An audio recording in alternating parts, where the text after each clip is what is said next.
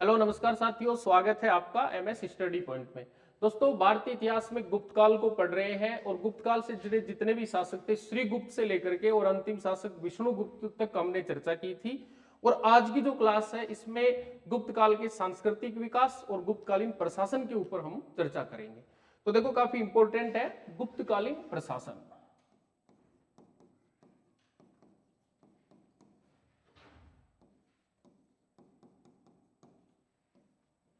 देखो बेटा, गुप्तकालीन प्रशासनिक इकाइयों की हम बात करें तो मुख्य रूप से तीन इकाइयां जो थी।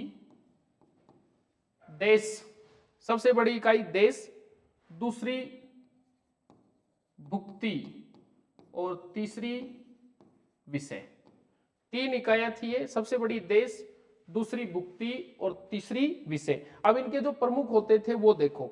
सबसे पहले देश, देश का प्रमुख गोप्ता, गोप्ता कहलाता था। भुक्ति का प्रमुख उपरीक कहलाता था और विषय का प्रमुख विषयपति कहलाता था। देश सबसे बड़ी इकाई गोप्ता प्रमुख है, भुक्ति 2 नंबर उपरीक प्रमुख है, विषय 3 नंबर विषयपति प्रमुख है। इसके अलावा कुछ पदाधिकारी होते थे जो राजा के कामों में हाथ बटाते थे या उसको सलाह देते थे ताकि वो सही शासन व्यवस्था या सुशासन स्थापित कर सके। जो मुख्य मुख्य पदाधिकारी थे वो देखो बेटा। महाबलाधिकृत, समझना, महादंड नायक,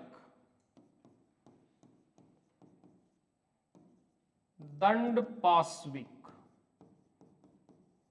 तीन हो गए। महाबलाधिकृत हो गया, महादंड नायक हो गया, महादंड पाशविक हो गया और महापक्ष पटलिक हो गया। महाअक्ष पटलिक या पक्ष पटलिक दोनों ही उसको कह सकते हैं। सबसे पहले महाबलाधिकृत, सेना का सर्वोच्च सेनापति। महादंड नायक, मुख्य न्यायाधीश, ठीक है। दंड पाशविक, पुलिस विभाग का सर्वोच्च अधिकारी।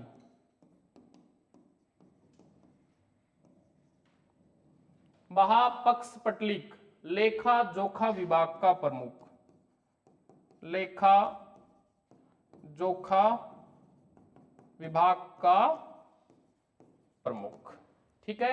ये लेखा जोखा विभाग का प्रमुख होता था। दंड पाशविक पुलिस विभाग का सर्वोच्च पदाधिकारी होता था।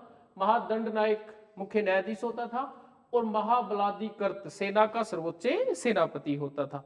देखो बेटा, अब बात करते हैं हम गुप्त शासकों की। तो गुप्त शासकों ने अपने समय जो स्वर्ण मुद्राएं जारी की उन्हें अभिलेखों में दिनार कहा गया। ये इंपॉर्टेंट प्रश्न है। दिनार क्या थी? गुप्त शासकों ने जारी की वो स्वर्ण मुद्राएं। वैसे गुप्त शासकों ने गरुड़ के अंकन वाले सिक्के जारी किए, ठीक है, परंतु इनमें भी एक अपवाद स्वरूप कुमार गुप्त हुए जिन्होंने मोर के अंकन वाले सिक्के जारी किए, ठीक है। एक प्रश्न और आता है, गुप्तों में सर्वाधिक सिक्के जारी करने वाला शासक कौन था? तो सर्वाधिक सिक्के जारी करने वाला शासक कौन था? कुमार गुप्त था। और कुमार गुप्त ने ही गरुड़ को साइड करके, दरकिनार करके मोर के अंकन वाले सिक्के जारी किए थे, ठीक है। गुप्तों की बात करें, ये वैष्णव धर्म के अनुयायी थे।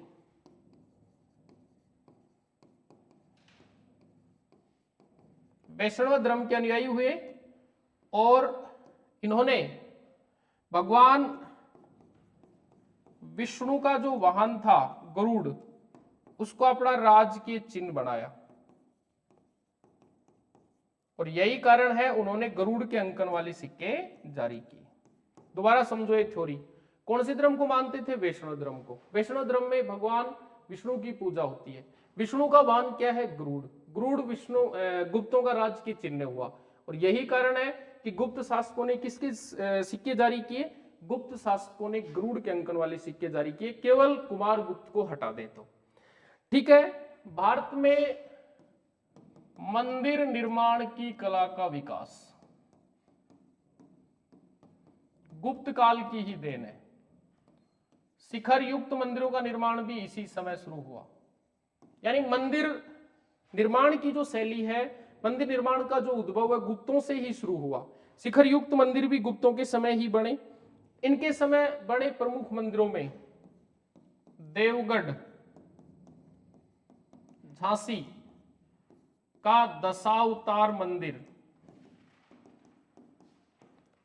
देवगढ़ झांसी का दशावतार मंदिर अपनी उत्कृष्ट स्थापत्य कला के लिए आज भी प्रसिद्ध है।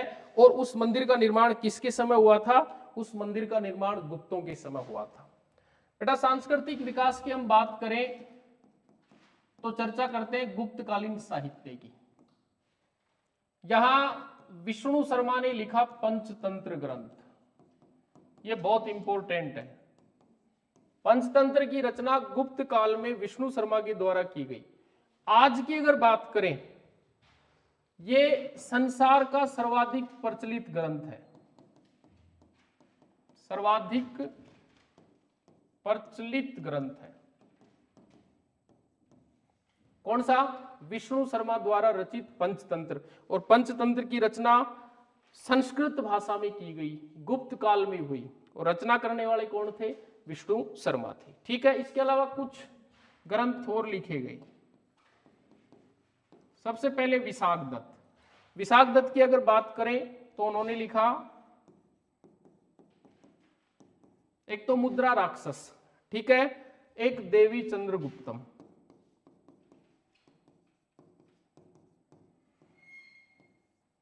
विशाख दत्त ने मुद्रा राक्षस और देवी चंद्रगुप्तम ग्रंथों की रचना की। इसके अलावा हर्षवर्धन,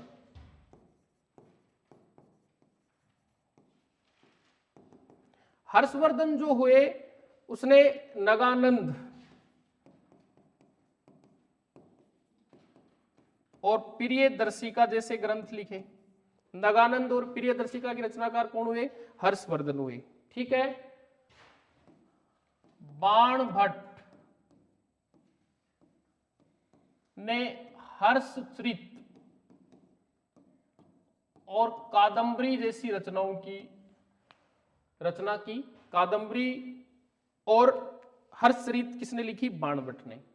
और इसके अलावा शूद्रक ने लिखी मर्चकटिकम। ठीक है बेटा, साहित्य की बात दोबारा करते हैं। साहित्य में विष्णु शर्मा ने पंचतंत्र ग्रंथ लिखा, संसार का सर्वाधिक प्रचलित ग्रंथ माना जाता है। विशाख दत्त ने मुद्रा राक्षस, देवी चंद्रगुप्तम, हर्षवर्धन ने नगानंद और प्रियदर्शिका, और इसके अलावा बाण भट्ट ने हर्षचरित और कादंबरी की रचनाएं की। उपरोक्त समस्त सांस्कृतिक उपलब्धियों को देखते हुए या उपरोक्त समस्त सांस्कृतिक उपलब्धियों के विकास को देखते हुए गुप्त काल को भारतीय इतिहास का श्रवण काल कहा जाता है। The classic age of Indian history, तो गुप्त काल आएगा। धन्यवाद।